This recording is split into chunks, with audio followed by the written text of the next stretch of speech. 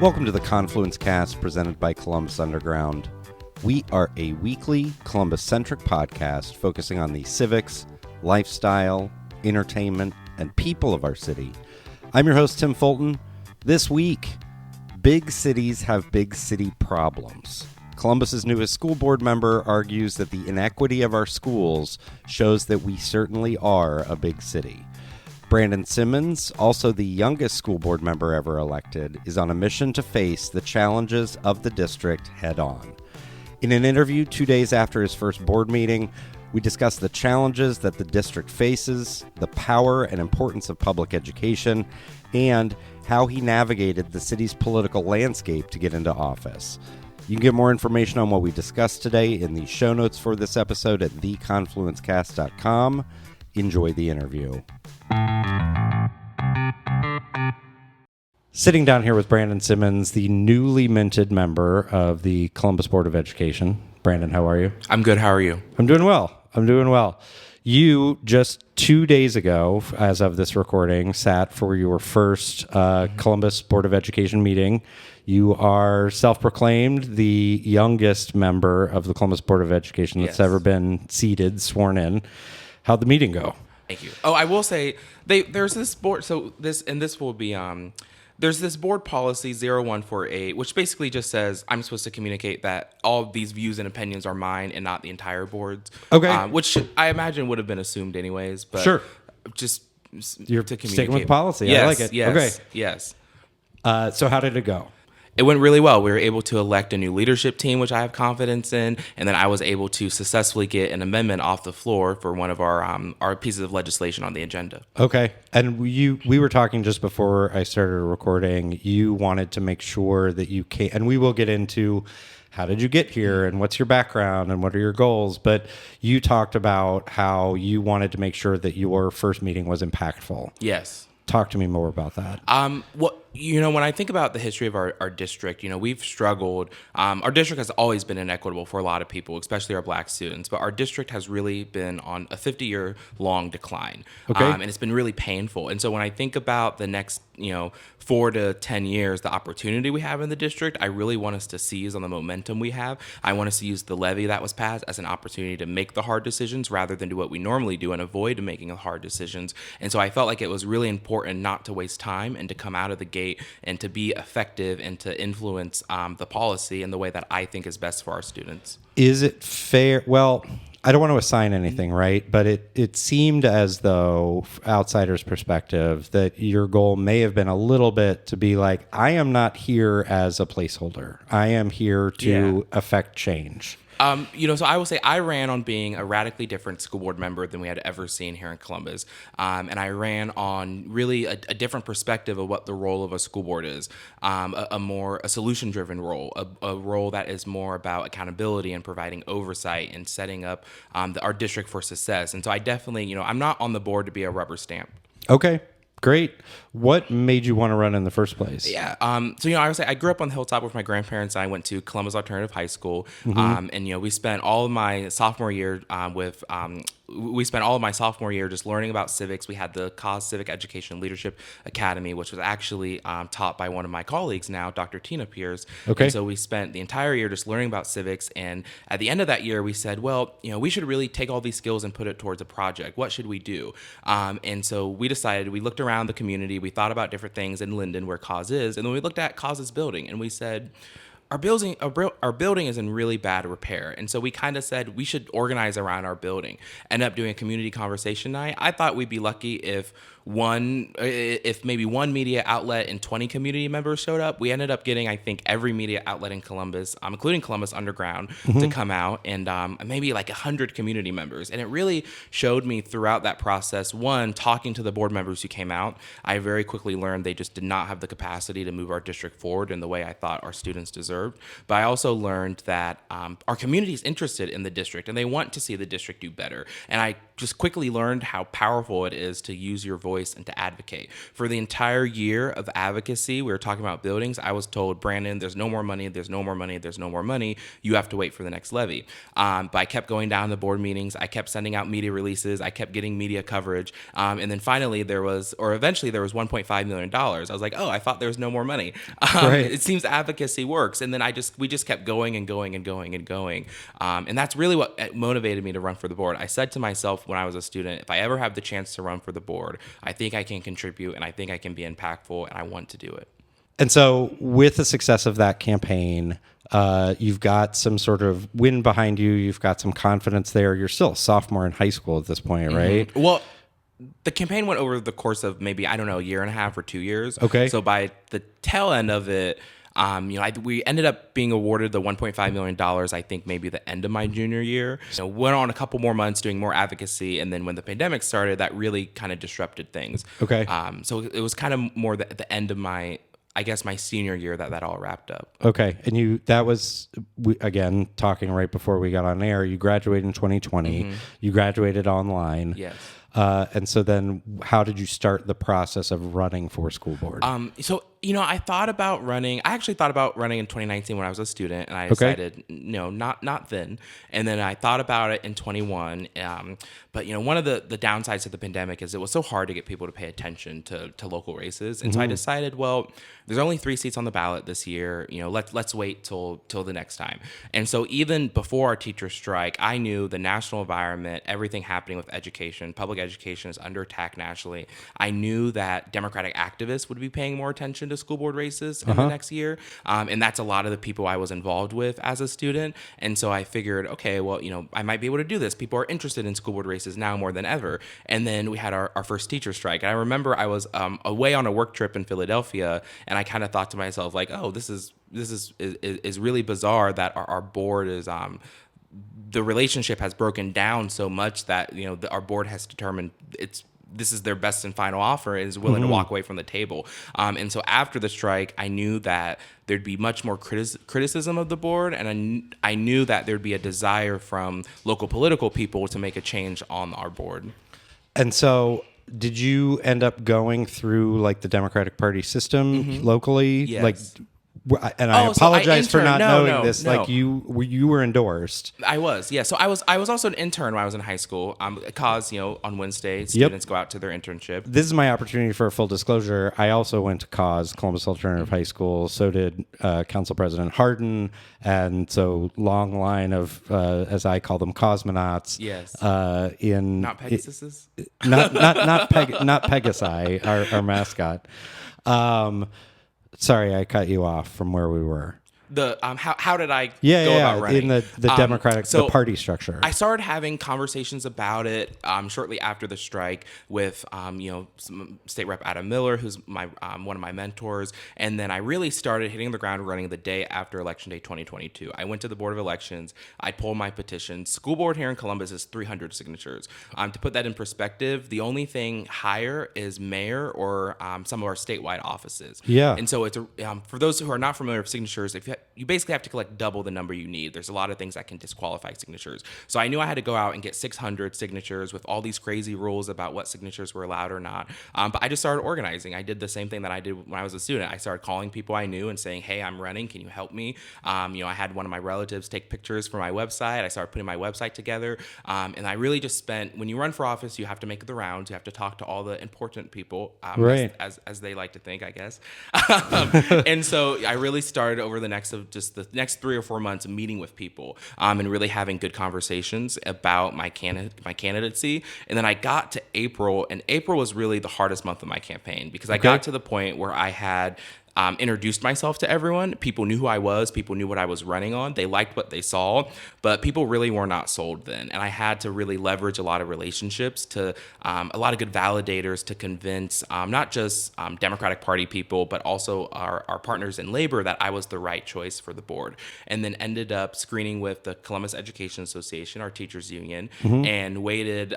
They have a longer process than some organizations. And so I ended up waiting 3 weeks to hear I'm back. And I am a person person that worries if the sun's going to come up the next day. And so for those entire 3 weeks, I was just very worried. I knew that endorsement was so critical. It was the first big endorsement in the campaign.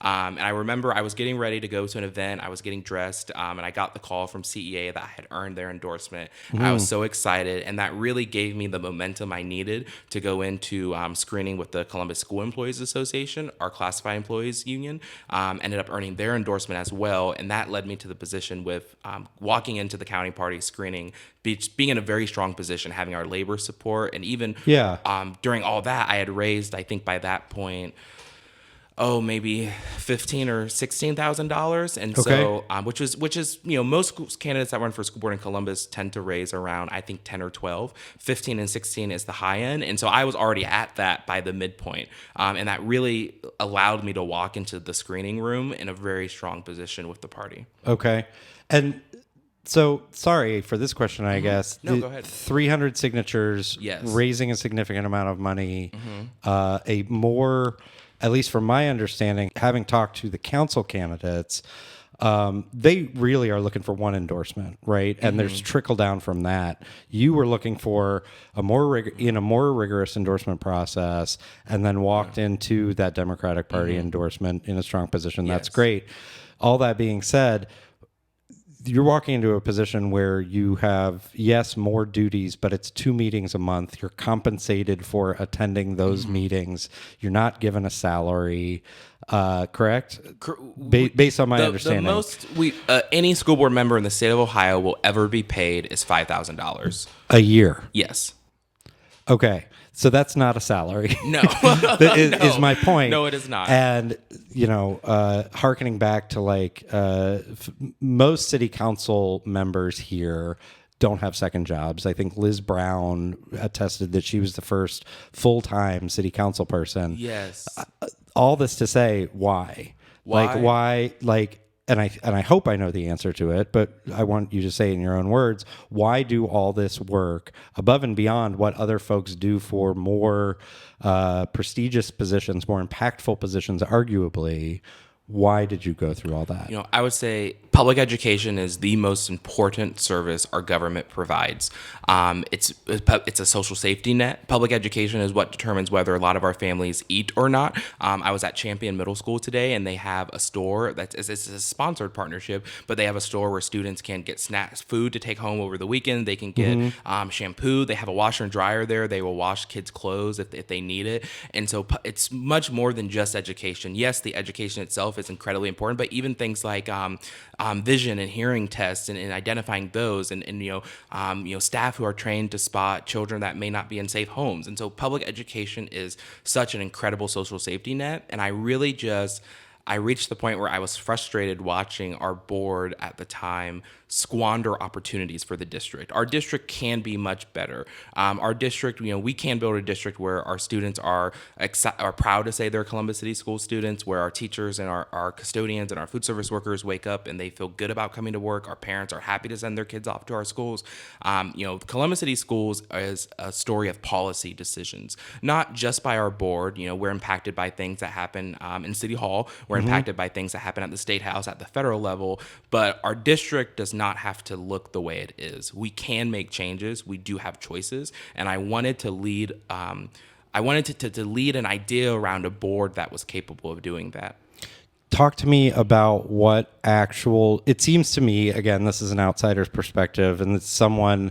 I was talking to my editor earlier about the fact that we don't have dedicated coverage of the school board. I don't believe the Dispatch had. They have coverage, but not dedicated coverage of the school board. I might be wrong, but I think when I was in high school, the Dispatch had a suburban K-12 education reporter and a Columbus K-12 education reporter. Correct. And I think at least at this moment in time, and forgive me if I am wrong, I don't think there's any dedicated reporter for the school board. That is correct.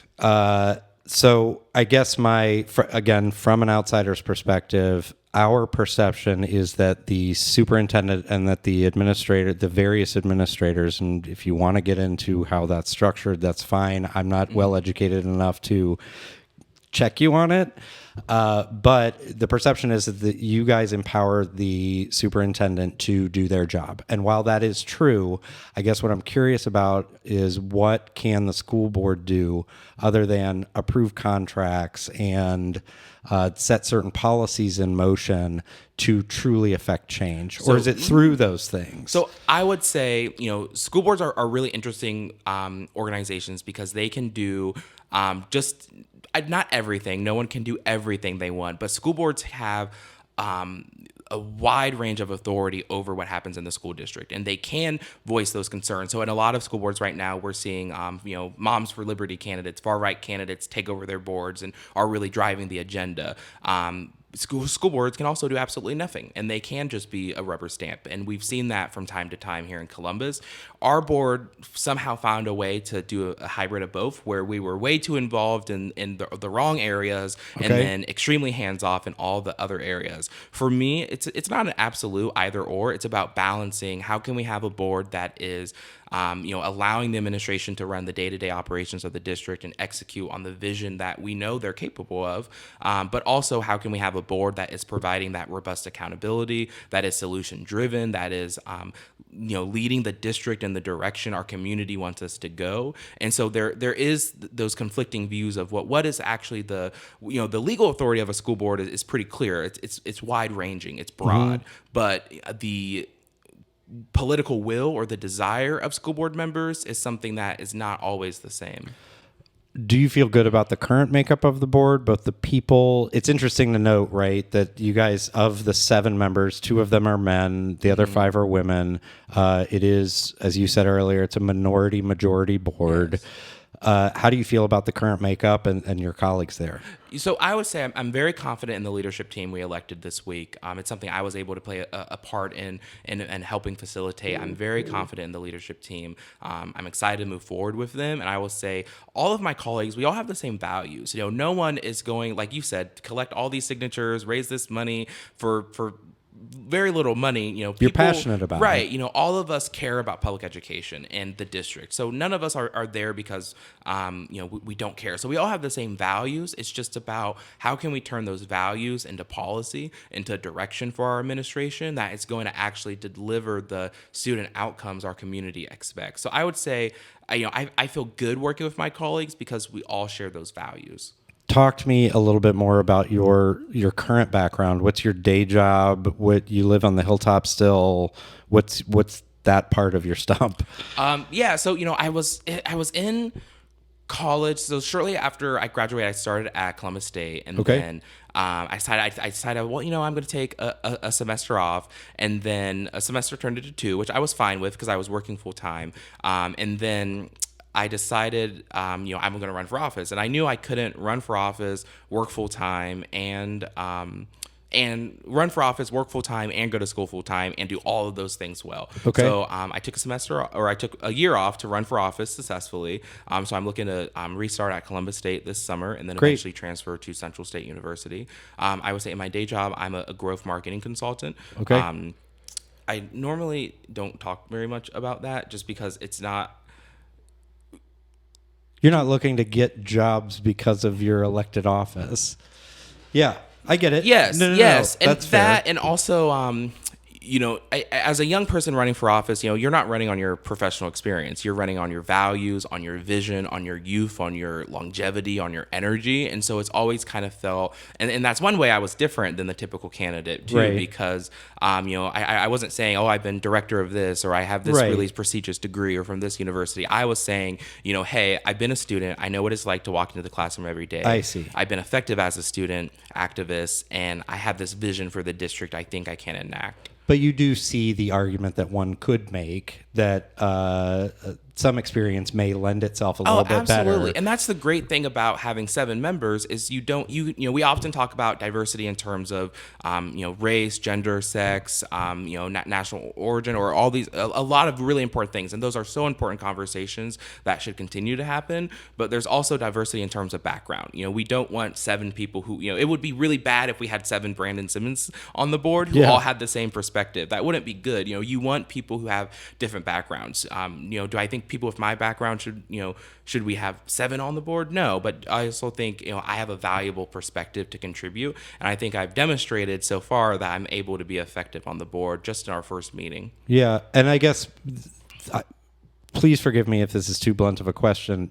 How do you think you are viewed on the board among your board? First of all, asking the hard questions. Like the question is is it sort of like, oh, look, there's Brandon, like that you're a novelty? I don't view you as a novelty, given the really hard questions. Okay, but no, I like it, because sometimes you do interviews and they kind of are like, well, just tell me about yourself. Right. It's like, okay, give me an actual real question, please. Yeah. So I would say, I'm in a really interesting position because I'm one of our few. Well, first of all, I'm the youngest Columbus elected official. I'm the only Gen Z Columbus elected official. Mm-hmm. I am the youngest person ever elected to the board. I am one of our few elected officials in Columbus that have ran successfully against an incumbent and won the county party's endorsement over an incumbent. It's a very difficult thing to do, to oust an incumbent anywhere in our political system across the country, but especially here. Yes, especially here locally. And so I'm when I sit at the board table, I am there with a very unique set of qualities and background. I'd say, some people find me, just to be very honest, some people find me to be incredibly refreshing and are happy to see the dynamic I'm bringing to the board. Some people are maybe not sure. And then other people maybe have somehow found a way to be simultaneously intimidated by my political skills, and that I was able to accomplish this, and that I was able to win the endorsement over one of their colleagues or one of our board members, but also at the same time don't really understand that I know what I'm doing. And so it's a really interesting duality to have people who have maybe decided they're in competition with you, and I don't feel as if I'm in competition with them, or have maybe decided that I don't know what I'm doing, but also, I wouldn't be sitting at the table if I didn't know what I was doing. I wouldn't have gotten a contract pulled off the agenda if I didn't know what I was doing. I wouldn't have gotten an amendment off the floor if I didn't know what I was doing. So it's a really interesting duality. And I think as I get to know my colleagues more, we will develop a better relationship and a working relationship. And I look forward to that. What is this natural sense of both politicking, also it seems to me Robert's Rules of Order a bit, and like, oh, did you watch the board meeting? No, I didn't watch the board meeting, but you are trumpeting. I got an amendment put on. I got a contract pulled. Yeah, I actually did the job. Yeah. First day and there. I said to what's the skill set you think you're, other than I bring a diverse person, like what's the actual skill set? I would say I lead with, one, I have a good understanding of our policies. I've been reading through our board policies, our bylaws. Even before our first board meeting, I read through my copies of Robert's Rules of Order to make sure I understood what the rules were. It's really weird when you sit at a table and you understand it a lot better than maybe some other folks. It can make conversations a little bit more difficult when I'm following the Roberts rules, but maybe other people aren't. Yeah. And then I would say, I lead with values and I lead with vision. I don't lead with, this is what I think is best. I really lead with, are we making the investment in our students? Are we following our policies? And if not, what's the message we're sending? Mm-hmm. And when you lead with that, it's really hard to discount your efforts. Have you started thinking about, you've got 4 years to lead. Have you started thinking about and you're 2 days out from your first actual meeting. Yes. What's next? So I would say when I ran for the board, a lot of people, one thing I didn't do is say, oh, I'm going to fix all these problems. That's something I didn't do. Okay. I also didn't say, well, I think I can help in this one small area or this other area. I said, I have a vision for the district. And so for me, the mission is to accomplish the district. I want our district to grow again. I want us to offer more quality services. I want us to be more equitable. I want us to have a smaller building footprint than we do right now. All those things are going to increase our student outcomes. And so for me, it's really just about accomplishing that vision for the district. People always ask, what are you going to do next? What are you going to run for next? I was about to call you out for not answering the question. No. And I can say I have absolutely no idea. What's next, other than work hard with my colleagues over the next 4 years to deliver results for our students. That's fair. I really don't know. That's fair. I end every interview with the same 2 questions. I ask, what do you think Central Ohio is doing well? And what do you think it's not doing so well? So I'm going to answer what we're not doing so well. And this is something I've started to communicate to a lot of stakeholders here in Columbus. The success of our city cannot be disconnected. Let me rephrase. The success of our city can no longer be disconnected from the outcome in our school district. For too long now, we've had a successful city and we haven't had a district that's met our expectations for a variety of different reasons, right? And so, the case I've been making to policymakers, decision makers, is that those pieces have to be reconnected. We have to have, in order to have a successful city, we have to have a successful school district. I would say one of the things you're starting to hear a lot is, Columbus is a big city. We're a big city now. And I like to remind people that, well, the most urban thing about this city, the most big city thing about this city is our school district. It's the legacy of disinvestment, of segregation, of deseg, busing. That's the most urban thing about our school district.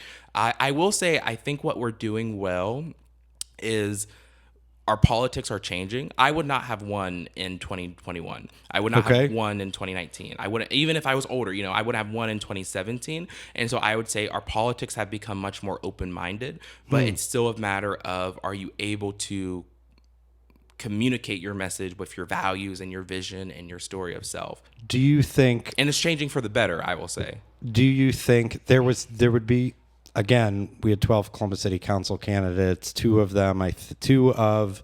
the three that were not elected did actually attempt to go through the process of getting endorsed by the party. And so I guess the maybe compliment I'm making to you, but also the challenge I have for you is those stories and that narrative and the capacity and capability of those candidates that they have is being communicated to a pretty small group. Yes. Right? And you were able to navigate that system, and that's great. But I guess I'm trying to gut check you a little bit on it's open and like that. Yes, they're open to you coming in, but you still are communicating to a cloistered group of people. I think, for someone like myself who interned with the state party, who, at the time the state party and the county party were in the same building. So I got to spend some time with the county party. And so I got to meet some people, and I interned at the state house with my state representative. And there were a lot of different political people that I knew, or at least knew of me. So I think someone like me who is maybe not starting from zero is in a much better position than other people. I will also say, there's always more change to be done, and it's changing, but the change isn't finished yet, I think. That's fair. Brandon, thanks for your time. Thank you.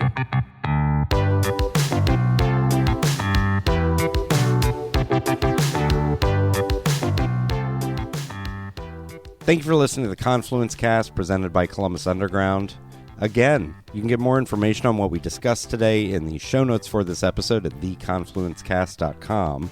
Please rate, subscribe, share this episode of the Confluence Cast with your friends, family, contacts, enemies, your favorite advocate. If you're interested in sponsoring the Confluence Cast, get in touch with us. We can be reached by email at info@theconfluencecast.com. Our theme music was composed by Benji Robinson. Our producer is Philip Cogley. I'm your host, Tim Fulton. Have a great week.